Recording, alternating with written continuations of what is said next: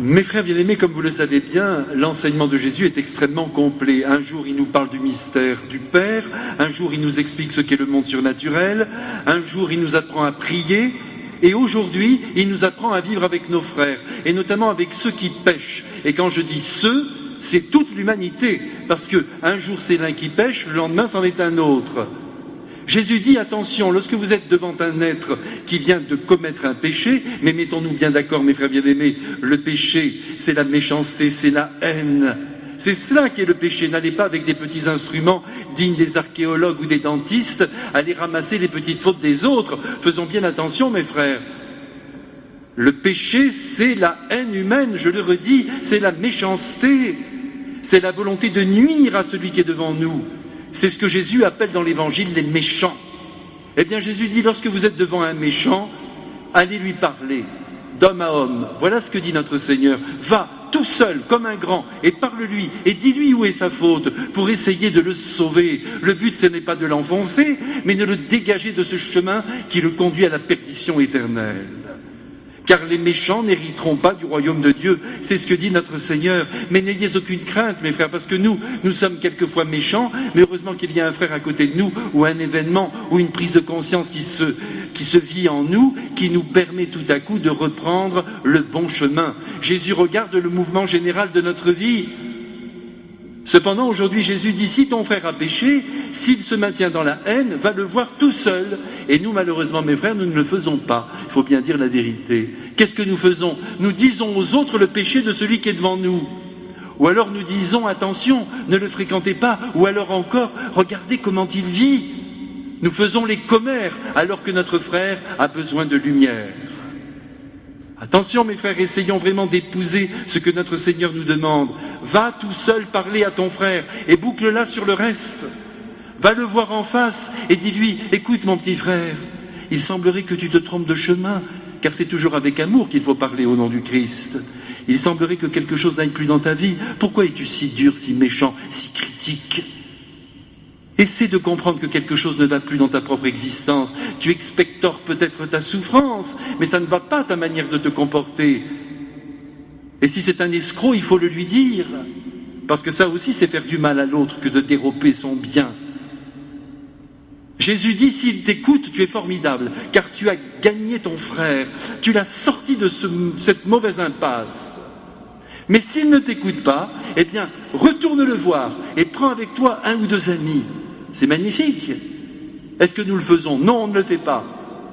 On a tort, on n'écoute pas le Christ. On devrait aller avec un ou deux frères et lui dire, tu sais, maintenant, tout le monde s'en rend compte. Ta manière de vivre, ça ne va pas du tout. Regarde comme tu es haineux. Ça ne va pas, mais qu'est-ce qui se passe en toi? Tu vois, on te parle, on n'est que là tous les quatre. Jésus dit, attention, si vous échouez, alors que vous êtes allé avec un frère voir cet autre frère, c'est parce que vous n'avez pas prié pour ce frère.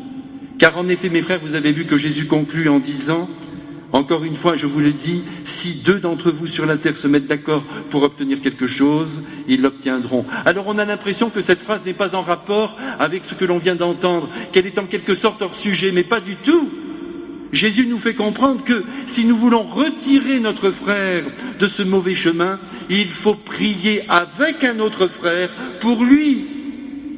Et même quand on va le voir tout seul, mes frères bien-aimés, il faut tout de suite commencer à demander à la Sainte Vierge, aidez-moi, je vous en supplie, de manière à ce que je puisse être votre lumière pour son propre cœur. Et la Sainte Vierge nous obtient la grâce. Cependant, Jésus nous dit aujourd'hui que si nous demandons à deux, nous sommes plus puissants.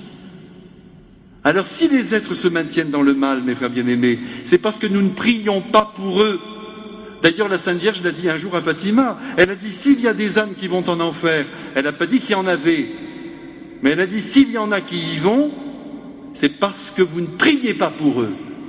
Mais c'est merveilleux d'apprendre cela, mes frères bien-aimés, parce que si nous prions pour toute l'humanité sera sauvée. Voilà ce que nous devons comprendre ce soir, parce que la prière est un acte d'amour, c'est un souci que de prier pour un être qui s'égare. Et ce souci, Jésus en est infiniment touché quand il le voit vivant dans notre propre cœur et dans notre propre prière. Nous n'avons rien de mieux à faire, mes frères bien-aimés, surtout lorsque nous sommes un peu désemparés, que de prier pour les êtres qui sont autour de nous, plutôt que de les critiquer. Même quand nous sommes devant notre poste de télévision et que vous regardez tel ou tel personnage qui ne vous plaît pas, au lieu de le massacrer, faites un Ave Maria.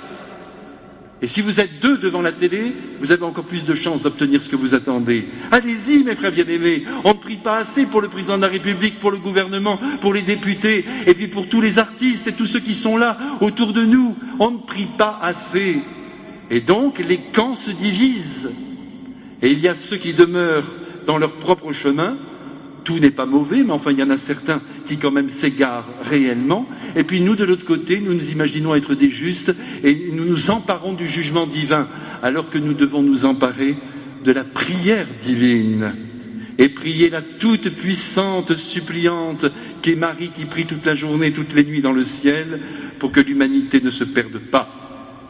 Oh, comme je suis content de vous avoir dit tout cela ce soir, mes frères bien-aimés. C'est Jésus qui nous pousse, à travers cet évangile, à nous préoccuper du sort de l'homme individuel. Parce qu'il n'y a pas que l'humanité tout entière, il y a chaque homme.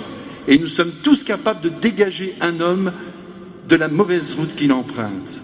Vous êtes d'accord avec moi, mes frères bien-aimés? C'est possible, même en famille, avec votre petit enfant qui est à côté de vous, qui vous résiste, ou votre adolescent qui fait n'importe quoi. Ne vous inquiétez pas, Dieu l'aime, mais il attend de vous une parole. S'il se drogue, il faut lui parler. Il faut pleurer devant lui. Il faut se jeter à ses pieds plutôt que de lui donner une claque et de lui dire tu fais n'importe quoi. On pleure devant lui. Je t'en supplie, mon enfant, arrête, tu vas mourir. Et si on n'y arrive pas, on va avec sa femme et on pleure à 2. Et avant d'aller le voir, on a prié et on emporte le morceau. Mes frères, nous ne prions pas assez, c'est pourquoi les situations ne se débloquent pas.